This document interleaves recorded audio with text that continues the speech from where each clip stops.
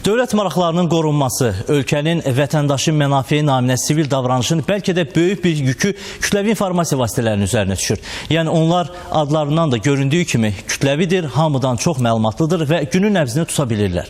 Bu missiyanı unudanlar isə yolunu azanlardır. Ona görə də belələrini nə milli maraq, nə vətəndaşın müdafiəçisi olmaq maraqlandırır. Onlar reketçiliyi daha üstün tuturlar. Əbəs yerə deməyiblər ki, mətbuat xalqın güzgüsüdür. Odur ki, bu sahəni ləkələyənlər təkcə jurnalistikaya deyil, bütövlükdə cəmiyyətə qarşı mənəvi terror törətmiş olur. Dövlət Təhlükəsizlik Xidmətinin reket jurnalist fəaliyyəti ilə məşğul olan şəxslərə qarşı keçirdiyi son əməliyyatlarına sağlam media, peşəkar həmkarlarımız və ölkə ictimaiyyətindən dəstək gəlir. Bu adamlar da heç özlərinin nə imiclərindən qorxmurlar ki, nə vaxtca həbs olunacaqlar. Onlar zaten deyirlər ki, öz aləmlərində düşünürlər ki, çünki oldun dəyirmançı, çağır gəlsindən kör oldu. Girdin, tutaq ki, reket oldun, qəbul edirlər ki, bir gün həbs olunmaq var. Yəni bu adamlar da zaten belə düşüncə yaranır ki, elə bu savaşa, bu iğrənc yola, yəni işidə qoşulan bilir ki, öldürüləcək də.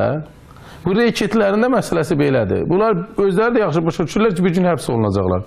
Çünki insanları şantajla nə qədər yaşamaq olar, nə qədər reketli eləmək olar. Mətbuat Şurasının reket jurnalistikaya qarşı mübarizə komissiyasının sədri Vüqar Rəhimzadə vurğuladı ki, iğrənc məqsədləri naminə insanların şəxsi həyatını şantaj edən istənilən reket jurnalist cəzasız qalmayacaq. Bir çox media qurumları var ki, mətbuat orqanları var və təkcə çap mətbuatı deyil, eyni zamanda elektron mətbuat orqanlarında var ki, insanlara qarşı şəxsi həyatına müdaxilə, ailə həyatına müdaxilə, insanların belə deyək ki, şərəf və ləyaqətini alçaltmaq, onların işgüzar nüfuzuna kifayət qədər xələl gətirmək tək fərdlərə deyil, hətta təşkilatlar var. Büdcə təşkilatlarına, xüsusilə mən qeyd eləmək istəyirəm, büdcə təşkilatlarına, təhsil sahəsində çalışan insanlara, xəstəxanalar olsun, məktəblər olsun və digər sahələrdə çalışan insanlara qarşı kifayət qədər belə faktlar bizim əlimizə daxil, bizim mətbuat şurasına daxil olubdur ki, belə hallar çox qüsurlu, çox belə deyək ki,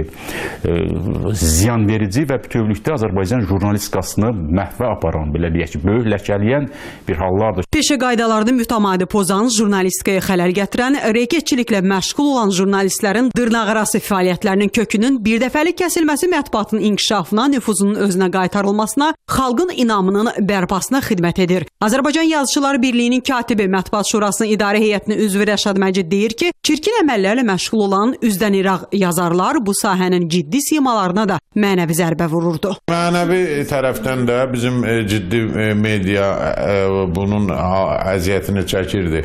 Çünki uzun illər öz peşəsi ilə, halallıqla məşğul olan jurnalistlər baxırdılar ki, ümumiyyətlə bəzən mən hətta belə sərt deyirəm, əlifbanı bilməyən, cümlə yaza bilməyən, jurnalistikanın ən adi prinsip və qaydalarını bilməyən insanlar meydan suluyurlar, onlar ən bahalı maşınlarda gəzirlər, onların bahalı ofisləri,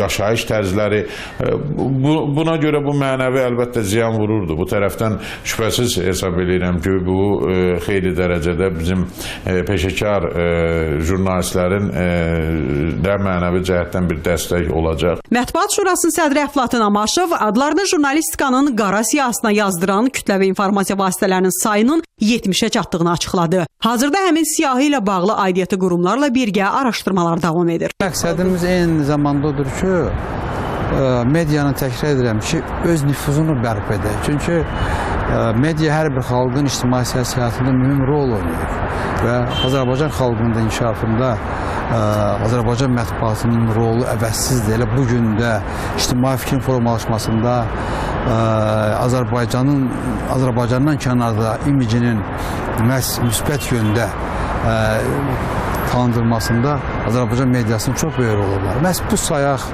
ünsürlər mediadan öz şəxsi mənafiyi naminə istifadə etmək, insanlara böhtan atmaq, onları bezdirmək, onları qorxutmaq və qorxu altında onlardan nələrisə tələb etmək, öz az miqdarda yox, nələrisə tələb etmək əlbəttə cəmiyyəti də çoxdan narahat edirdi. Qeyd edək ki, Dövlət Təhlükəsizlik Xidməti bu sahədə iri miqyaslı əməliyyatlara başlayıb. Belə ki, insanların intim video görüntülərini yaymaqla şantaj etmə, hədə qorxu ilə tələb tələb etməyə görə Bizim Dövr qəzetinin və eyni adlı saytın rəhbəri Surxay Əliyev və onun dəstəsinə daxil olan bir neçə nəfər həbs olunub. Ötən gün isə gündəlik Bakı qəzetinin və eyni adlı saytın baş redaktoru Habil Vəliyev xüsusi əməliyyatla saxlanılıb. Əməliyyatlar davam edir. Jalə Əsgərova, Vüqar Məmmədov, ATV xəbər.